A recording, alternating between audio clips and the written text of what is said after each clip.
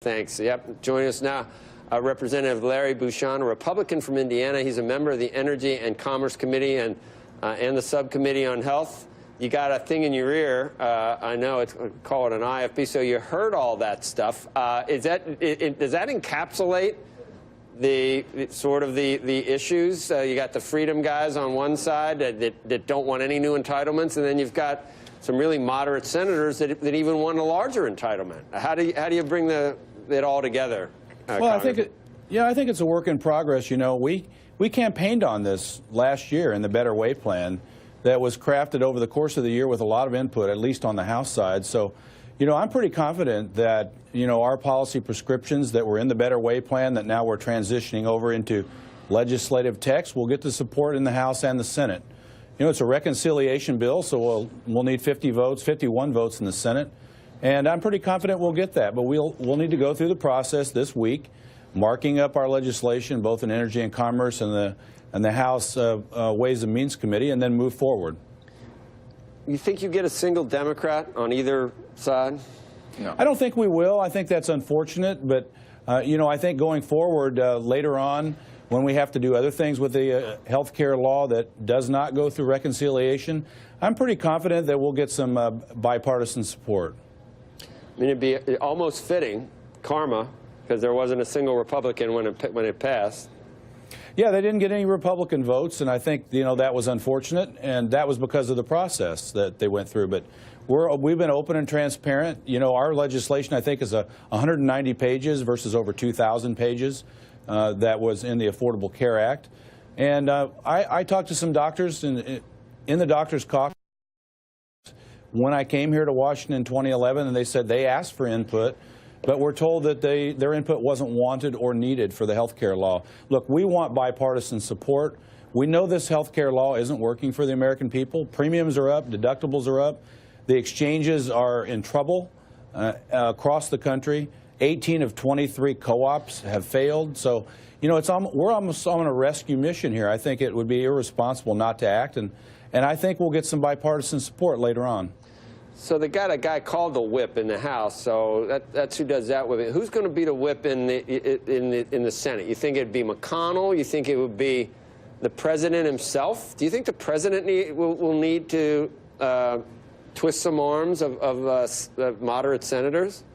Well, I don't want to speak for the Senate. I mean, I'll speak on the House side. I think, you know, again, over the last year, everyone has had input with the Better Way plan. We all campaigned on it, and we had a positive election outcome. And the president campaigned on, essentially, our health care prescription in the House. And so I think it's important to have the president on board. I think if the president's on board and we get this through the House in a way that the senators can accept, I think we'll get Senate support. I'll leave that to Senator McConnell and others over on the Senate side to decide how they come up with the votes.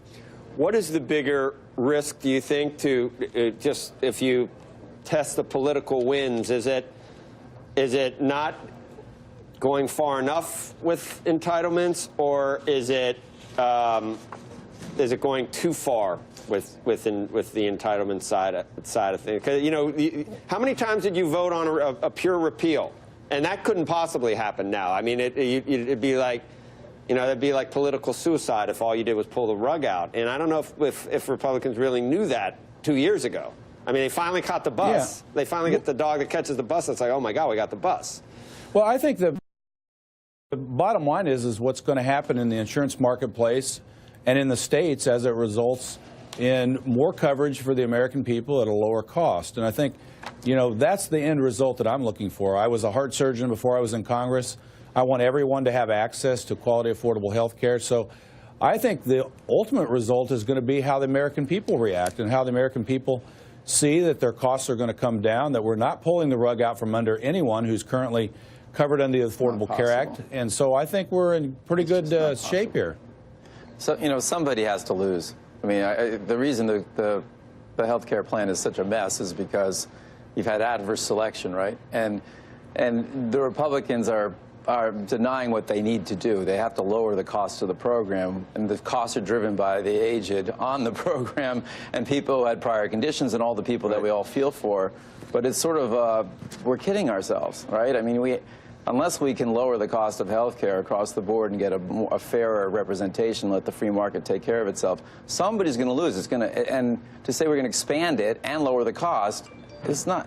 Is it possible? Is that even really possible? Well, I think there's other issues involved here. I'm working on price transparency, quality transparency.